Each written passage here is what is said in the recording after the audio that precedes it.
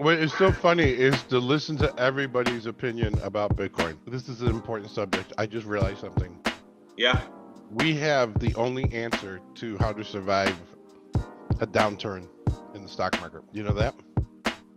How to survive a downturn in the stock market. Okay. You know the answers. You're thinking about the answers right now. If right now, let's say the stock market plummets or anything happens where all these retail companies get hit and everybody lose, let's just say 30% across the board. I would say the industry that we're in, they're not going to get hit 30% across the board. And I would say that we could take 10 companies, and by the end of this year, those 10 companies will have more cash. I don't know if that's true. Might be. Really? They'll have more profit. They'll have more profit than the top 10. Yeah, per share they have more profit, or no? They're just going to have a ton of cash. And if Bitcoin goes to 100, forget it. Yeah, then it's all over. I mean, you know, the big boys like Amazon, Apple, or you can't say Tesla because Tesla doesn't have a ton of cash. No, I mean, Apple and Amazon and Microsoft have so much cash that Apple's got $200 billion. If you take and just take those three out of the equation, and you take, I'm going to say a crazy one. I don't know. You want to say the top 50? Top 50 companies? Yeah. Wonder what that adds up to. It's still good. Well, there's some other big. There's like 12 monster companies, and then it drops off a bunch from there. There's like Tesla, I think, is 6 at like 500 or 600 billion, and then there's some in the 400 billion. This is market cap, right? And then it starts to drop off. But even still, you get down to 200 billion, 300 billion. I mean, we're talking about what George is talking about is the mining companies for Bitcoin right now are very, very low market cap. And well, not only that, they're low break even. That's the thing that people don't understand about Bitcoin and Bitcoin mining companies. Right. Their formula for making money is out of this world as long as Bitcoin doesn't do a full-blown 80% crash. Hang on a second, let me see something. If it does an 80% crash, it's still profitable. Right. They still make profit and cash. And they cash flow at that, but you know they're not the but home run investments at an 80% loss. I think let's go through business and how business is really done, and that's why everybody picks on capitalism, but people don't understand capitalism. And that's this: everybody works their balls off to make 10%. Wouldn't you agree with that? 10% on the bottom line? Yes. Yeah, that's doing great. I mean, you've audited a whole bunch of companies. How many of those companies do you think the bottom line was 10%? It's industry specific, but most are less than that. Okay, and so what people don't understand, and this is what pisses me off, even with our channel, and what people don't understand is, let's talk about specifically Bitcoin mining companies. Bitcoin mining companies, their bottom line, okay, they pay all their expenses. Their bottom line, I'm going to be conservative and say 50%. I would say in 2021, it's going to be 50% on the average. And next year, it's going up. Hang on a second. Hey, Ron. Sorry. So yeah, so I would say next year, of the companies, you know, that have had all the free money, you know, these are the guys that are getting and making the 10%. I'm saying next year it's going to go up above 50% margins. If Bitcoin does what we think it's going to do, their profits are going to be like nothing anybody's ever seen. Even if they stay the same or goes up just a little bit. I'm just saying Bitcoin at 50,000. Right. Bitcoin at 50,000, their margins, and again, I'm being super conservative, are going to be 60%. Bitcoin at 50,000. Yeah. Yeah. And that's why this is such a suppressed industry right now. And that people do not understand that this is an emerging market. And emerging markets, okay, there's a lot of resistance for people to get into them. But I think there's just such a great upside. Again, say it, Tom? This is not financial. This is not financial advice. We're not financial advisors. Do your own due diligence, but go look at the Bitcoin miners. We'll throw out a few names. There's the North American Bitcoin miners in particular. You have the ability to trade. There's a few already listed on the New York Stock Exchange and the NASDAQ, and there's a bunch in Canada that are over the counter, and a lot of those are coming over to the NASDAQ. So do your own due diligence, but that's what we're talking about. And listen, this is 2021. And let me tell you something. I've lost hundreds of thousands of dollars on these stocks right now. And you know what's really funny? I don't care. Because within a year from now, so I'll say the year of the poop, 2022, I would imagine that they will all have doubled from my purchase price. That's what I'm saying. And it's a paper loss. Right. Because you're holding, it's not a loss until you sell it. The problem is I use toilet paper every day. That's the problem. Well, you're not going to want to use that right now. Save it. So, I mean, realize that this is an emerging market, and now it's even better because now they've been beat up, and they've been beat up hard. I just see that as just such. I see that is the best place to put your money for the rest of the year because it's just so uncertain out there. You don't know what's going to happen to GM. You don't know what's going to happen to Apple. You don't even know what's going to happen to Tesla. Would you, okay, honestly, would you be in shock if you saw 450 in Tesla today? I mean, today I would be in shock, but if it started to run down to 450 in 2 weeks from now, I wouldn't be in shock. Yeah, right. And you can see the exact opposite. You know, would you be in shock if it was back to 900?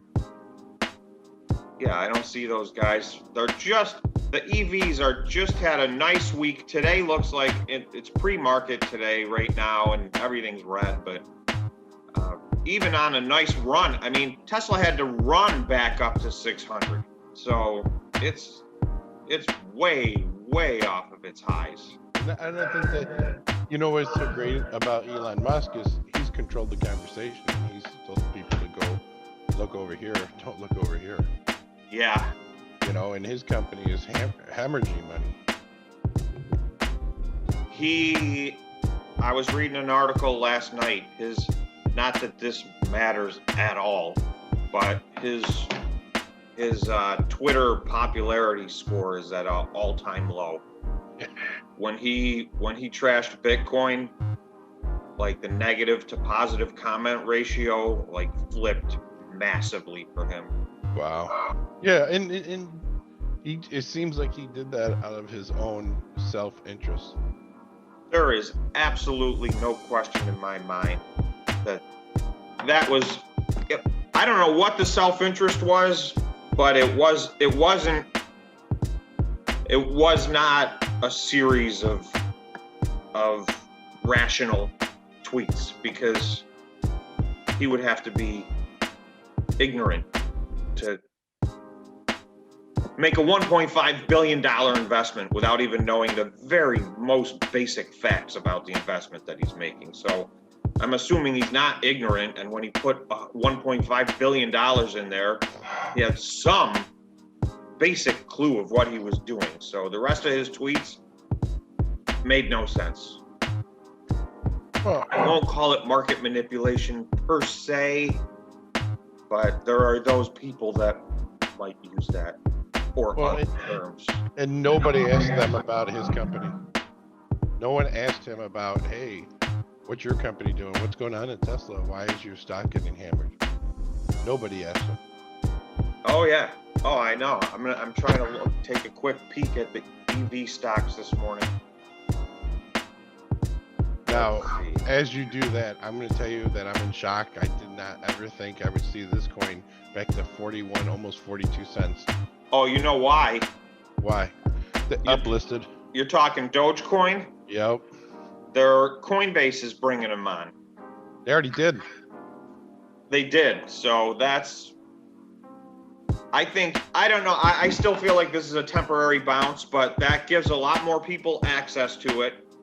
And we saw with trying to buy XRP, access is everything. But Well, if that other company gives us affiliation status, I will recommend them. yes, exactly. So I don't know. I am not a Dogecoin believer. It doesn't make any sense to me at all. I mean, the crypto world's already confusing enough. Dogecoin makes no sense to me at all, other than people just having fun with it for now. But that's going to fade away. Yeah, Tesla's still sitting at around 600. It's at 605. It's down in pre-market. It's at 600, like right now as we're talking. So, are you making a run on AMC today? I'm hoping that there's actually, it looks like in pre-market, and this can change in a heartbeat. We saw yesterday the wilds. Yesterday was one of the craziest days ever in AMC. And as just on its coattails, a bunch of these retail stocks went bananas yesterday. I'm hoping for a pullback, because at this point, even the most out of the money option you can buy, you know, today's Thursday, so I'm not buying any options that expire tomorrow. Wimp. I mean, you could, they're lottery tickets and they've paid off a lot. Wimp. Don't be a wimp. So I'm looking at next week's, which is still, they expire, so those expire 7 days from now. That's a very short-term option. For people that trade or don't trade options, seven days left is unbelievably short. So the most out of the money option was $120 call. And that's double the price of this stock. And it was $10. And people were buying it? Yeah. Oh yeah, it had a lot of activity. I mean, that's just a premium. Oh, that's when it spiraled up like that yesterday. That's why I sold. Sorry, everybody. I sold for a profit yesterday on AMC. But I'm looking to buy back in. I'm just gonna wait for an opportunity to buy in. I mean, this thing, everybody knows this is trading at a multiple beyond its value that's ridiculous. In his humble opinion. This is not financial advice, in my opinion. And in my opinion, and in almost everybody else's opinion. Oh, listen to this. Listen to this. Why is it moving? AMC shares are trading lower after the company announced and entered into an equity distribution agreement with B. Riley Securities and Citi Group Global Market to sell up to 11,550,000 shares of common A stock. How much? Did it say what price? No, it did not. 11 million share. 11 million? They are screwing these guys so hard. They're set for life. They're set for 100 years. Oh, no. That's an equity company. It's Citicorp. Yeah, but if they're issuing 11 million new shares. Oh yeah. Then $55. That's $632 million. I think these guys might have got outplayed this time. These guys, so they just raised more cash by far than they ever been worth. And all they did was liquidate themselves a little bit. I'm going to go see their outstanding shares. I think the retail public just got played. You know that? No, because I think the stock's still going to go up. I think the stock's more valuable now. Now I'm going to see how many, but that's a multiple year supply of cash. So this is a company that was virtually out of business a year ago. And now they just, in a heartbeat, got more cash. They're a $23 billion market cap right now. Hold on, give me 1 second. Let me find the number. What's the flow? Yeah, they have 450 million shares. So they issued 11 million. That's 2.5% liquidation.